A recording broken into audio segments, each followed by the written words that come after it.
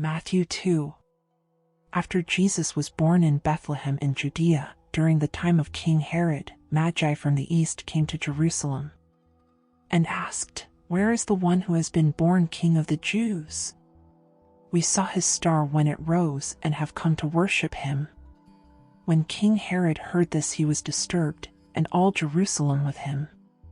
When he had called together all the people's chief priests and teachers of the law, he asked them where the Messiah was to be born. "In Bethlehem in Judea," they replied, "for this is what the prophet has written. But you, Bethlehem, in the land of Judah, are by no means least among the rulers of Judah, for out of you will come a ruler who will shepherd my people Israel." Then Herod called the Magi secretly and found out from them the exact time the star had appeared. He sent them to Bethlehem and said, "Go and search carefully for the child. As soon as you find him, report to me, so that I too may go and worship him." After they had heard the king, they went on their way, and the star they had seen when it rose went ahead of them until it stopped over the place where the child was. When they saw the star, they were overjoyed. On coming to the house, they saw the child with his mother Mary, and they bowed down and worshipped him. Then they opened their treasures and presented him with gifts of gold, frankincense, and myrrh. And having been warned in a dream not to go back to Herod, they returned to their country by another route.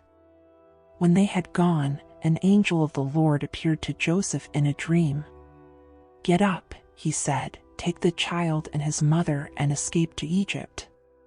Stay there until I tell you, for Herod is going to search for the child to kill him."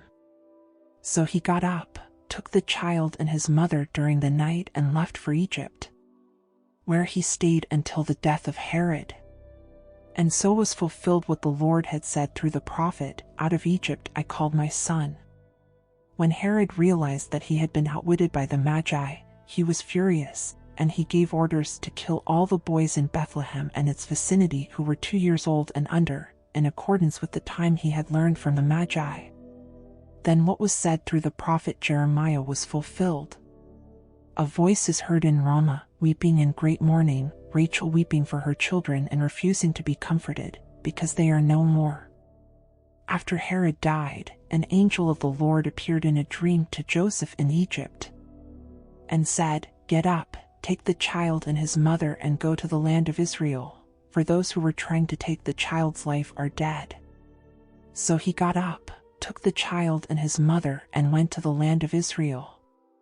But when he heard that Archelaus was reigning in Judea in place of his father Herod, he was afraid to go there. Having been warned in a dream, he withdrew to the district of Galilee. And he went and lived in a town called Nazareth. So was fulfilled what was said through the prophets, that he would be called a Nazarene. Exodus 22.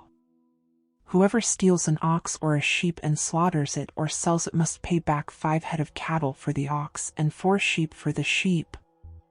If a thief is caught breaking in at night and is struck a fatal blow, the defender is not guilty of bloodshed. But if it happens after sunrise, the defender is guilty of bloodshed. Anyone who steals must certainly make restitution, but if they have nothing, they must be sold to pay for their theft. If the stolen animal is found alive in their possession, whether ox or donkey or sheep, they must pay back double. If anyone grazes their livestock in a field or vineyard and lets them stray and they graze in someone else's field, the offender must make restitution from the best of their own field or vineyard. If a fire breaks out and spreads into thorn bushes so that it burns shocks of grain or standing grain or the whole field, the one who started the fire must make restitution. If anyone gives a neighbor silver or goods for safekeeping and they are stolen from the neighbor's house, the thief, if caught, must pay back double. But if the thief is not found, the owner of the house must appear before the judges, and they must determine whether the owner of the house has laid hands on the other person's property. In all cases of illegal possession of an ox, a donkey, a sheep, a garment, or any other lost property about which somebody says, "This is mine," both parties are to bring their cases before the judges. The one whom the judges declare guilty must pay back double to the other. If anyone gives a donkey, an ox, a sheep, or any other animal to their neighbor for safekeeping and it dies or is injured or is taken away while no one is looking, the issue between them will be settled by the taking of an oath before the Lord that the neighbor did not lay hands on the other person's property. The owner is to accept this, and no restitution is required. But if the animal was stolen from the neighbor, restitution must be made to the owner. If it was torn to pieces by a wild animal, the neighbor shall bring in the remains as evidence and shall not be required to pay for the torn animal. If anyone borrows an animal from their neighbor and it is injured or dies while the owner is not present, they must make restitution. But if the owner is with the animal, the borrower will not have to pay. If the animal was hired, the money paid for the hire covers the loss. If a man seduces a virgin who is not pledged to be married and sleeps with her, he must pay the bride price, and she shall be his wife. If her father absolutely refuses to give her to him, he must still pay the bride price for virgins. Do not allow a sorceress to live. Anyone who has sexual relations with an animal is to be put to death. Whoever sacrifices to any god other than the Lord must be destroyed. Do not mistreat or oppress a foreigner, for you were foreigners in Egypt. Do not take advantage of the widow or the fatherless. If you do and they cry out to me, I will certainly hear their cry. My anger will be aroused, and I will kill you with the sword. Your wives will become widows and your children fatherless. If you lend money to one of my people among you who is needy, do not treat it like a business deal. Charge no interest. If you take your neighbor's cloak as a pledge, return it by sunset, because that cloak is the only covering your neighbor has. What else can they sleep in? When they cry out to me, I will hear, for I am compassionate. Do not blaspheme God or curse the ruler of your people. Do not hold back offerings from your granaries or your vats. You must give me the firstborn of your sons. Do the same with your cattle and your sheep. Let them stay with their mothers for 7 days, but give them to me on the 8th day. You are to be my holy people. So do not eat the meat of an animal torn by wild beasts. Throw it to the dogs. Exodus 23. Do not spread false reports. Do not help a guilty person by being a malicious witness. Do not follow the crowd in doing wrong. When you give testimony in a lawsuit, do not pervert justice by siding with the crowd. And do not show favoritism to a poor person in a lawsuit. If you come across your enemy's ox or donkey wandering off, be sure to return it. If you see the donkey of someone who hates you fallen down under its load, do not leave it there. Be sure you help them with it. Do not deny justice to your poor people in their lawsuits. Have nothing to do with a false charge and do not put an innocent or honest person to death, for I will not acquit the guilty.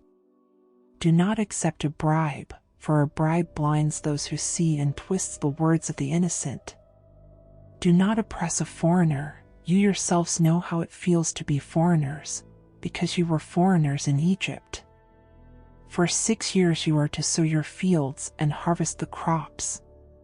But during the 7th year let the land lie unplowed and unused. Then the poor among your people may get food from it, and the wild animals may eat what is left.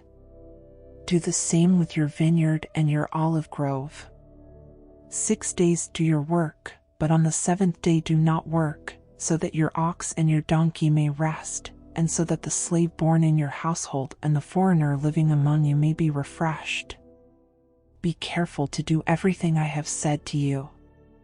Do not invoke the names of other gods. Do not let them be heard on your lips. 3 times a year you are to celebrate a festival to me.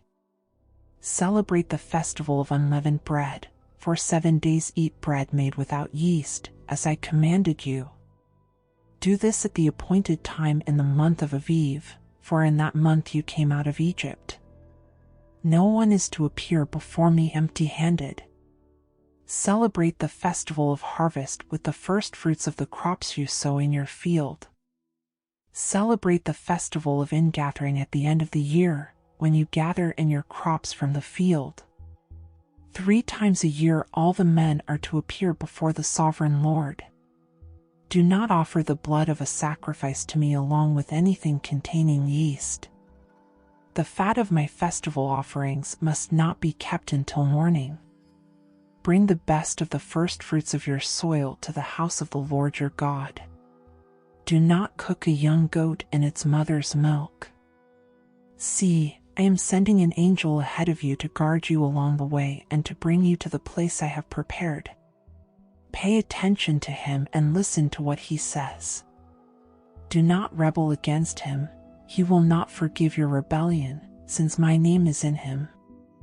If you listen carefully to what he says and do all that I say, I will be an enemy to your enemies and will oppose those who oppose you. My angel will go ahead of you and bring you into the land of the Amorites, Hittites, Perizzites, Canaanites, Hivites, and Jebusites, and I will wipe them out. Do not bow down before their gods or worship them or follow their practices. You must demolish them and break their sacred stones to pieces. Worship the Lord your God, and his blessing will be on your food and water. I will take away sickness from among you, and none will miscarry or be barren in your land. I will give you a full lifespan. I will send my terror ahead of you and throw into confusion every nation you encounter. I will make all your enemies turn their backs and run. I will send the hornet ahead of you to drive the Hivites, Canaanites, and Hittites out of your way. But I will not drive them out in a single year, because the land would become desolate and the wild animals too numerous for you. Little by little I will drive them out before you, until you have increased enough to take possession of the land.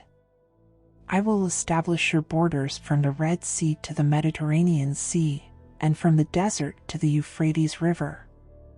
I will give into your hands the people who live in the land, and you will drive them out before you. Do not make a covenant with them or with their gods. Do not let them live in your land, or they will cause you to sin against me, because the worship of their gods will certainly be a snare to you. Proverbs 10. The Proverbs of Solomon: a wise son brings joy to his father, but a foolish son brings grief to his mother. Ill-gotten treasures have no lasting value, but righteousness delivers from death. The Lord does not let the righteous go hungry, but he thwarts the craving of the wicked. Lazy hands make for poverty, but diligent hands bring wealth. He who gathers crops in summer is a prudent son, but he who sleeps during harvest is a disgraceful son. Blessings crown the head of the righteous, but violence overwhelms the mouth of the wicked.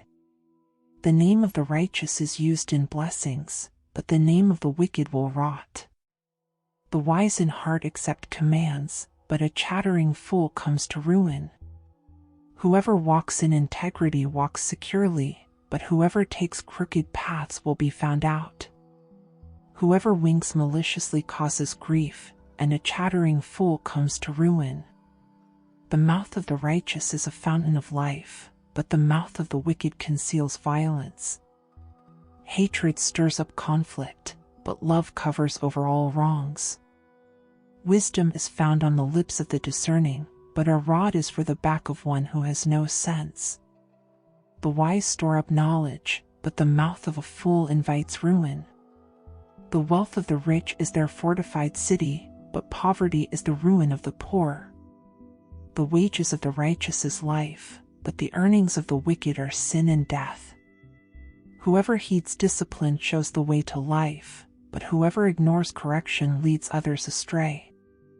Whoever conceals hatred with lying lips and spreads slander is a fool. Sin is not ended by multiplying words, but the prudent hold their tongues. The tongue of the righteous is choice silver, but the heart of the wicked is of little value. The lips of the righteous nourish many, but fools die for lack of sense. The blessing of the Lord brings wealth, without painful toil for it.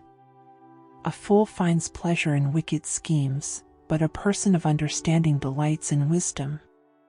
What the wicked dread will overtake them, what the righteous desire will be granted. When the storm has swept by, the wicked are gone, but the righteous stand firm forever. As vinegar to the teeth and smoke to the eyes, so are sluggards to those who send them. The fear of the Lord adds length to life, but the years of the wicked are cut short. The prospect of the righteous is joy, but the hopes of the wicked come to nothing.